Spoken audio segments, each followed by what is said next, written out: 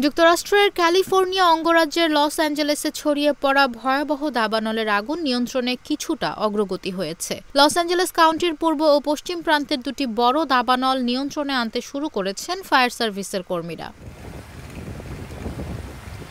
বার্তা সংস্থা রয়টার্স জানিয়েছে, গতকাল শুক্রবার থেকে আগুন নিয়ন্ত্রণে আসতে শুরু করেছে। এর আগে প্রচণ্ড ঝোড়ো বাতাস থাকায় আগুন নিয়ন্ত্রণে আনা যাচ্ছিল না। গতকাল থেকে বাতাসের গতি কমে আসায় আগুন নিয়ন্ত্রণে আসতে শুরু করেছে।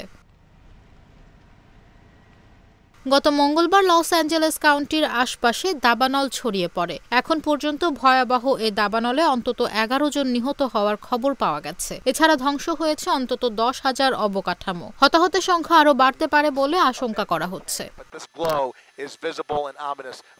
এদিকে দাবানলের মধ্যেই শুরু হয়েছে ব্যাপক লুটপাট। সহিংসতা ও লুটপাট থামাতে লস অ্যাঞ্জেলেসে কারফিউ জারি করা হয়েছে। মার্কিন সম্প্রচার মাধ্যম CNN জানিয়েছে, লস অ্যাঞ্জেলেস কাউন্টির বিভিন্ন এলাকায় প্রতিদিন সন্ধ্যা 6টা থেকে সকাল 6টা পর্যন্ত কারফিউ জারি করা হয়েছে। বিবিসি প্রতিবেদনে বলা হয়েছে, লস অ্যাঞ্জেলেস শহরের পশ্চিম প্রান্তে প্যালিসেইডস এলাকার আগুন এবং পূর্বে পাহাড়ের পাদদেশে অবস্থিত ইটন এলাকার আগুন নিয়ন্ত্রণে অগ্রগতির কথা জানিয়েছেন ফায়ার সার্ভিসের কর্মীরা।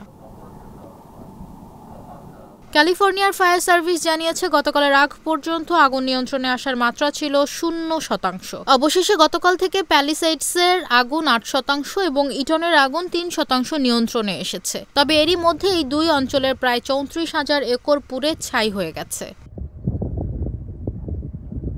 সর্বশেষ খবর অনুযায়ী 5টি দাবানলের আগুন নেভাতে এখনও সংগ্রাম করছেন অগ্নি নির্বাপন কর্মীরা এবং পূর্বে পাহাড়ের পাদদেশে অবস্থিত ইটন এলাকার আগুন নিয়ন্ত্রণে অগ্রগতির কথা জানিয়েছেন ফায়ার সার্ভিসের কর্মীরা।